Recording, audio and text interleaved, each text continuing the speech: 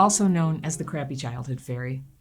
People who had a rough childhood often go through life feeling or knowing that they are a little different than most people.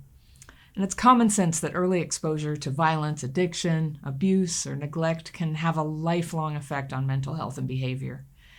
And until recently, researchers understood these effects to be mostly psychological or learned from dysfunctional parents. And while this is partly true, we now know the primary injury is neurological.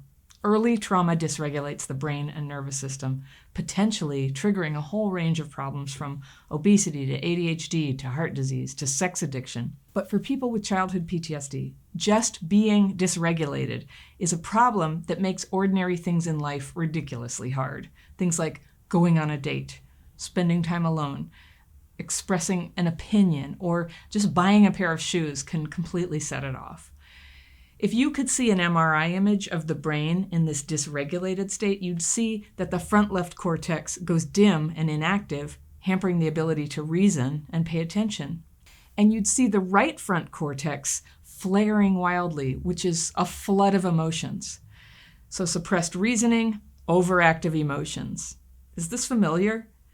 It is not all in your mind, it turns out. It's in your brain.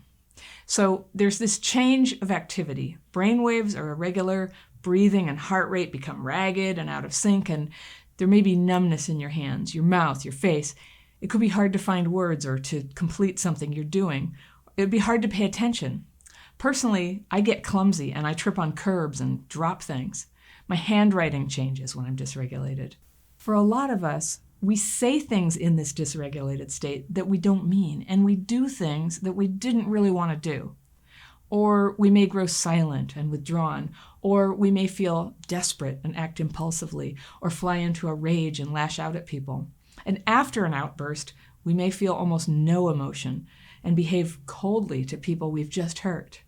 My friend told me that when I'm upset, I have a blank expression on my face, and so it's impossible to tell from the outside what I'm feeling. It looks like I don't care. And I remember a teacher telling me when my son was in preschool that he'd been really naughty that day. And I was mortified and freaked out what I was going to do about it. And she said, "I'm telling you this and you obviously don't care." Well, I finally have some insight about why she would say that, why people have ever thought that about me. I do care. It can be so hard to navigate life when your face is telling people one thing and your feelings are in another place. But here's the thing. These reactions are not happening because I'm bad or because anybody else is necessarily bad or selfish or weak. Okay, maybe there is always some weakness in people, but these reactions are happening, or they're made worse, because the brain is dysregulated. Nobody knew this before. Not doctors, not therapists, not preschool teachers. Nobody knew. But now we know. One way that I've described the feeling of dysregulation to people who have never really experienced it is that it's like wearing a pair of headphones with AC/DC music just blasting in your ears.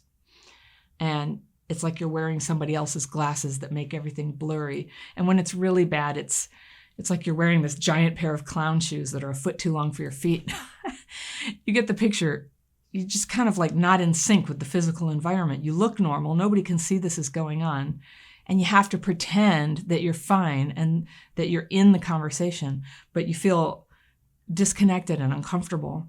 And you find yourself guessing like what a connected person would say. You have to think about how to hold your face so it looks appropriate to whatever the other person is saying. Only you can't really hear what they're saying because that noise in your head is so loud. Dysregulation gets activated when we're confronted with stressors and crises. And remember, it can suppress your ability to reason and at the same time amp up your emotions. So you see how this explains so much why those of us with childhood PTSD appear to keep making the same bad choices over and over, even when we say we're never going to do it again, even when we mean we're never going to do it again. And then you look at yourself and you're doing it again. And I'm here to tell you, you can break this cycle. You're really capable of making good choices and good changes, but not until you learn to re-regulate. So the solution comes in two phases. First, learn to re-regulate and stay regulated, and then, with your nice, fresh, regulated mind, work on the behaviors and circumstances that flowed out of you living your life dysregulated for so many years. The childhood trauma happened, and we definitely were affected. But this stuff, this way that we have ended up living because of being dysregulated all the time, this is what's holding us back now. The dysregulation and the self-defeating behaviors. So that's the essence of what I teach in my courses and coaching. Learn to re-regulate your brain and emotions, and I teach people how to do that. Acknowledge what happened, and then put it over on the side so that you can stop dwelling on it and stop identifying with it, and then move your focus to healing the things you do that are holding you back today. Focus on right now, what you're doing to make your life happy, and that's how you become your real self. It is time to be your real self. The past can't actually touch you now. It's time to be yourself in all your beautiful, funky glory. You are a work in progress, and if you can master re-regulation, you have all this space in your life and possibility. You can meet people and try things and quit things and get away from people if you need to. These all become choices when you learn to re-regulate. You can go back to school. You can try your hand at romance. You can tell your story without flying out of your body and collapsing into a crying mess every time. You can choose what you want to spend time thinking about. Can you imagine doing that? It's really nice. You can try the techniques that I use to get re-regulated in the links below. Don't make it too heavy. Have fun, and I will see you in a few days.